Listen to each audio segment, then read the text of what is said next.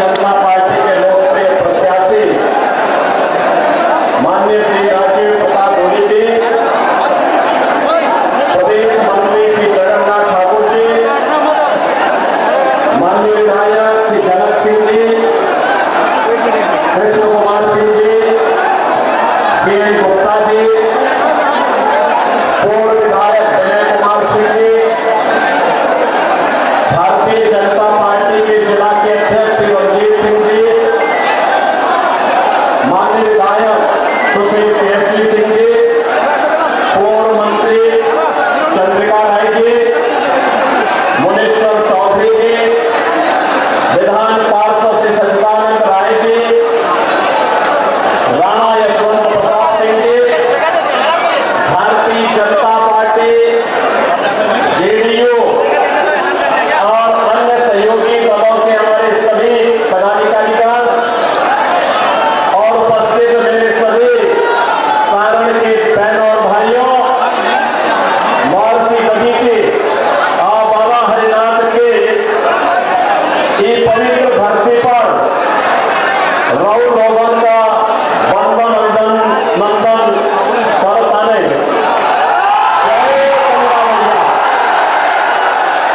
बहनों और भाइयों, आज सीता प्राकट्य दिवस भी है और मैं अयोध्या की पावन धरा से, प्रभु राम की पावन धरा से आज आपके बीच में आया हूं। उत्तर प्रदेश और बिहार का जो आत्मीय रिश्ता है, हम उत्तर प्रदेश वासी बिहार को अपना ननिहाल जैसा मानते हैं। और बहनों भाइयों, इससे बड़ा सौभाग्य और क्या हो सकता है कि माता सीता के प्राकट्य दिवस के अवसर पर मुझे सारण की धरती पर आने का सौभाग्य प्राप्त हुआ है। और आप सब जानते हैं,